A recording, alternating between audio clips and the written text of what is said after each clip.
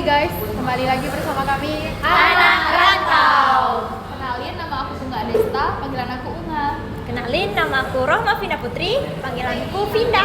Kenalin, aku Abimawati Putri Jufri, biasanya dipanggil Abifa. Halo guys, kenalin nama aku Melania Agusta, biasa dipanggil Mela. Hai guys, kenalin aku Dea Putri Anda, biasa dipanggil Dea. Nah, podcast kali ini kami kedatangan pelatih renang terhebat, yaitu Kak Tia. Hai Kak. Halo. Gimana kabarnya hari ini Kak? Sehat, aman. Tadi kesini kena hujan nggak? Kena dikit sih. Sedikit. Kami juga basahnya dikit. Nggak ngaruh ya, kita tanah air. Iya. Nah, kami kan udah perkenalan diri nih semuanya. Sekarang giliran kakak dong. Oke. Halo guys, perkenalkan nama saya Mutia Febrianisa. Saya dari pelatih klub BA Syar Aquatic. Selain kakak ngelatih renang, kegiatan kakak sehari-hari apa aja? Sehari-hari sih kuliah ya. Oh iya. Kuliah. Selain renang gitu. Iya. Kuliah biasanya mahasiswa gitu sih. Ya. Nah jadi kak sehubung kakak kan pelatih renang nih. Jadi kayak mana sih cara biar ngajarin anak yang dari belum bisa sampai menjadi bisa? Oke. Ngajarin anak yang tidak bisa menjadi bisa itu ada beberapa tahap ya. Yang pertama itu kita tahu dulu nih, anak ini hanya sekedar untuk pandai berenang atau nanti ada lanjutannya ke prestasi. Nah, kan udah tahu pondasi awal nih. Setelah kita tahu pondasi awal nih, kita juga bisa menilai ini kemampuan anaknya sampai di mana dulu. Nah, setelah itu lakukan pendekatan kepada anak. Contohnya nih, lakukan pujian terus gitu kan. Setelah dipuji anak nih, oh kamu cantik ya, pintar ya. Habis itu kita masuk air, adaptasi. Nah, adaptasi air nih ada namanya sebelum memulai latihan berenang itu biasanya kita ambil nafas tuh. Ambil nafas melalui mulut, bukan melalui hidung gitu kan. Setelah itu kita belajar. Nah, dalam proses belajarnya ini kita tidak boleh belajarnya itu langsung tangan, kaki, habis itu koordinasi enggak. Kita harus ngajarnya itu bertahap. Contohnya kaki aja dulu nih. Hari ini kamu belajar kaki, ya udah kaki aja nih. Besok pertemuan selanjutnya kita kasih lagi tangan gitu kan. Udah bisa dia tangan dan kaki, habis itu kita ajarin nafas tuh. Nah, bertahap tuh. Setelah diajarin nafas baru kita koordinasikan yang 3 itu. Nah, setelah itu nanti kita lakukan pendekatan motivasi sama anak, kasih pujian terus. Misalnya dia udah bisa kaki nih kan, udah bisa kaki. Ih kamu pintar ya, kamu udah bisa kaki. Biar dia lebih semangat lagi, termotivasi lagi gitu kan. Dan kita pun sebagai pelatih itu harus jadi contoh buat anak-anak itu. Contohnya kita sebagai pelatih harus ingatin di dalam kolam tuh kan nggak boleh nih. Kamu kalau mau buang air kecil, air besar, mau pup atau segala macam tuh izin dulu ya keluar gitu. Karena di dalam kolam kan nggak boleh ketentuannya. Berarti secara bertahap ya kak? Iya harus bertahap. Kenapa nggak satu hari itu digabungin aja semuanya kayak latihan kaki, tangan, pernapasan? Emang nggak bisa ya kak? Nggak boleh sih, dalam apanya kalau digabung latihannya anak tuh nanti mudah bosan. Yang pertama tuh mudah bosan, abis itu dia bingung. Belum kaki ini dia belum bisa nih. Misalnya kita kasih di 10 menit pertama kasih kaki. Udah dikasih dia kaki, abis itu kita kasih tangan lagi. Yang kaki aja dia belum mantap, belum bisa nih, belum efisien. Udah dikasih tangan, abis jadi nggak efisien gitu yang diajarkan sama anak Jadi gitu. satu ya kak? Ya harus bertahap gitu kan. Kalau sekaligus semuanya kaya dong pelatihnya gitu kan. Iya kan? Masa iya kayak gitu? Ya, anaknya nggak dapat apa-apa gitu kan. Makanya dia harus bertahap gitu. Nah bagaimana sih kakak membangun kepercayaan orang yang kakak latih itu mungkin dia takut dengar air gitu? Oh, caranya membangun kepercayaan itu yang pertama lakukan pendekatan pada anak tersebut atau yang kita ajak tersebut. Contohnya tanya dulu nama kamu siapa sih. Kita sebagai pelatih itu kan harus punya basic juga kan. Nama kamu siapa sih? Setelah anak itu udah ngerasa care dekat sama kita, ayo nih kita masuk kolam gitu kan. Masuk kolam itu dia tak mau masukin kepala sama air, kita aplikasikan. Contohnya diajak bermain, ambil uang logam atau apapun yang bisa tenggelam gitu kan. Anak nih ayolah main sama miss, main sama kakak gitu kan. Siapa yang bisa ngambil ininya, ngambil koinnya tapi kepalanya harus tenggelam nih. Kayak gitu. Tapi dengan syarat harus diajarkan dulu pernafasannya. Kan anak tuh di dalam air nggak mungkin dia tahan nafas kan, nggak mungkin. Kita ajarkan teknik pernafasan gitu.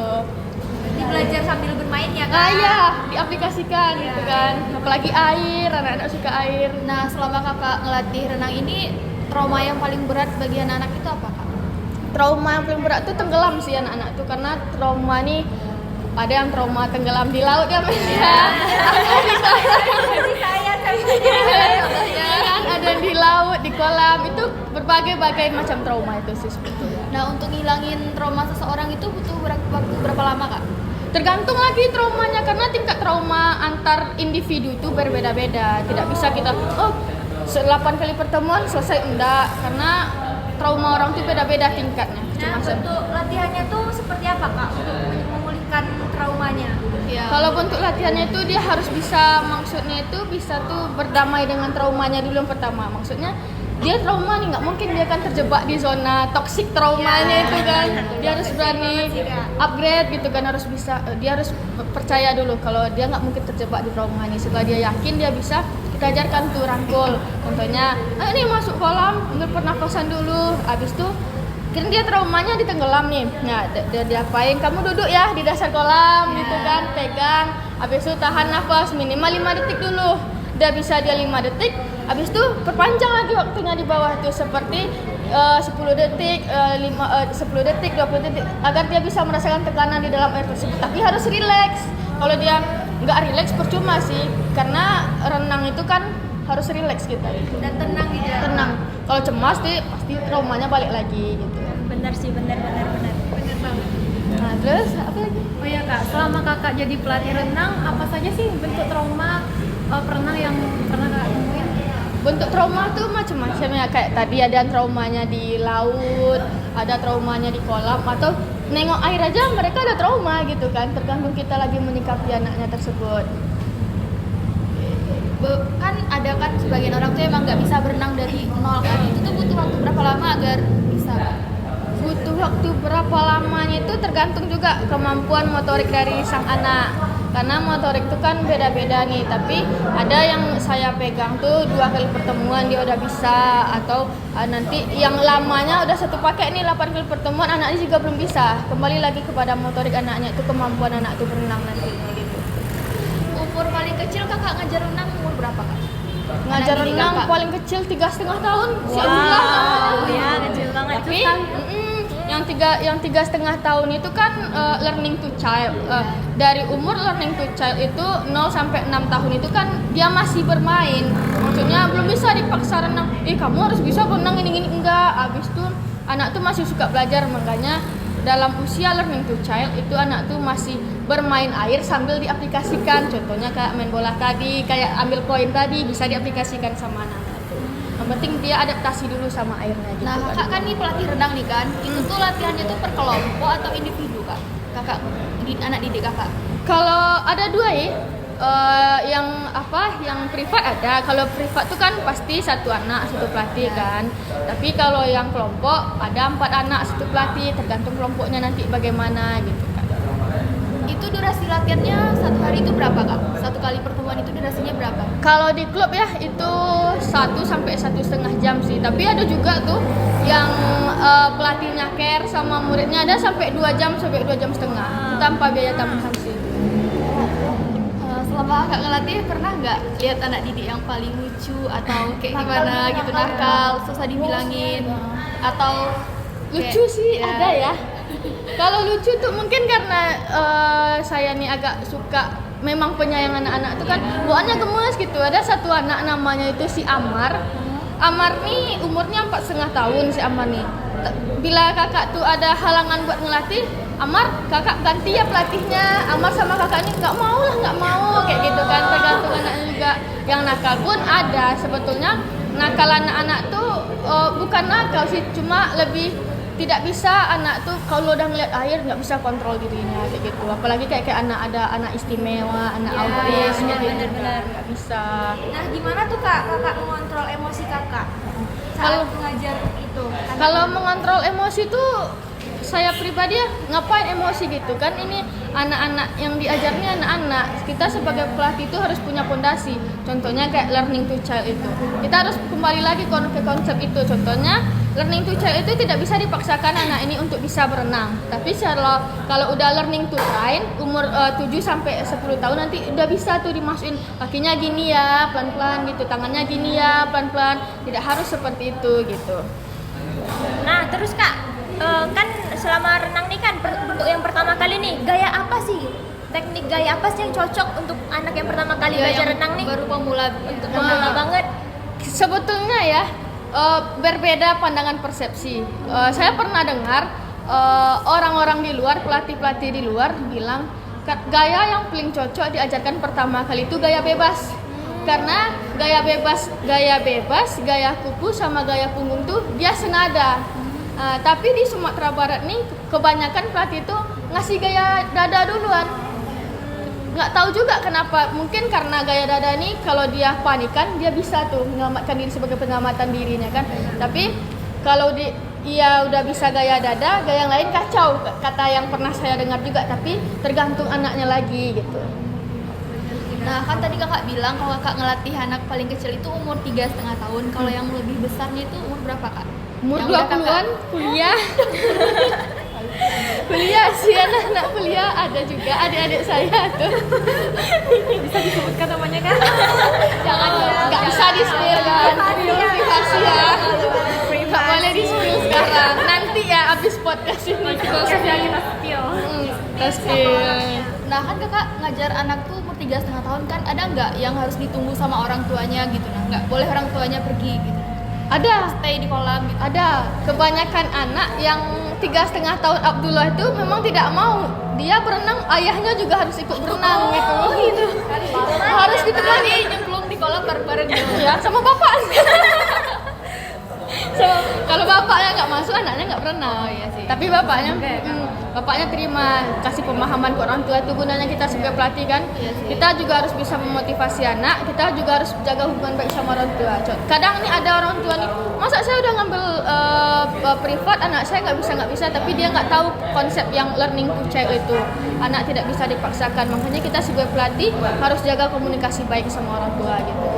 Nah kan kakak ngelatih nih kan, selain latihan di kolam ada nggak kakak kasih latihan di rumah gitu untuk Ada. kaki atau tangan? Ada, itu kan selain di dalam air, kita juga ada latihan di darat gitu, pasti ada. Jadi harus Tegang berulang minum ya dulu kan? nggak sih? Ya, Iya diminum dulu. oke, Biar terima nggak- kasih. Ini nggak cheers? Siapa? Udah kamu nggak minum? Boleh dong.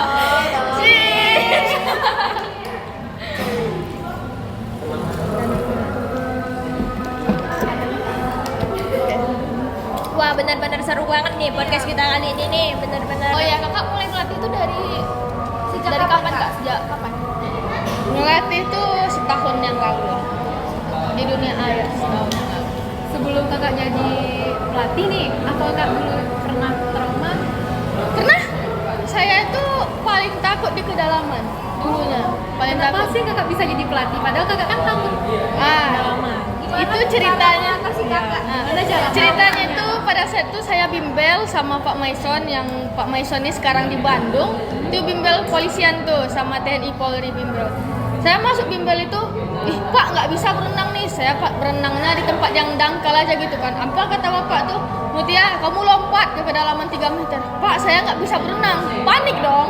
Karena bisa, kamu bisa. Setelah kamu lompat lakukan apa aja yang terpikiran di kepala kamu. Dan saya lompat habis itu ngapung kayak gini. Dari situlah jadi tekniknya kayak gini ya. Setelah saya berani mengapung, setelah hari itu saya coba tuh berenang di kedalaman 3 meter tersebut. Waktu dulu tuh kakak butuh waktu berapa lama sampai kakak bisa berenang sampai kayak sekarang ini? Dan bisa nggak trauma lagi ya? Sebulan sih. Itu butuh penyampaian sebulan, maksudnya di sini tuh sebulan saya berenang sama Bapak itu, yang hari satu pertama hari saya disuruh lompat tuh saya bisa berdama itu. Habis itu Bapak tuh nanya, kayak mana Mut rasanya? Tenang kok Pak, ya kayak gitu memangnya berenang, kata Bapak tuh. Setelah hari itu saya nggak takut lagi. langsung hilang trauma. Insya Allah langsung hilang. Nah kan kak, sifat anak ini beda-beda kan kak? Sifat anak yang banyak kakak temui itu gimana? Manja, anak-anak manja. Apalagi kalau udah dijumpai sama orang tua, ditemankan sama mami nggak bisa. Kita harus sebagai pelatih tuh koordinasi lagi sama orang tua. Bu, kalau ibu tetap di sini anaknya nggak mau berenang, percuma dong ibu bayar gitu kan. Jadi koordinasi lagi kita sama orang tuanya. Perilaku lucu yang kakak temui selama ngelatih anak kecil yang 3,5 tahun itu apa aja kak? Banyak alasannya.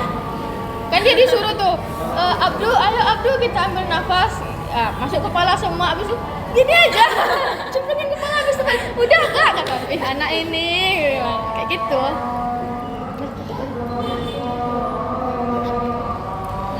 Mungkin segini aja nggak sih kak yang Boleh. Nanti kalau ada kabar, kabari aja lagi. Siap. Kabarin Kak Mutia ya. Ya, Kalau mau Privat boleh nih. nanti ke WA, butuh WA. nanti di 0852. Jangan lupa itu aja DM IG Asyar. Di sana ada nama admin, bukan saya. Oke? Makasih. Terima kasih. Dah.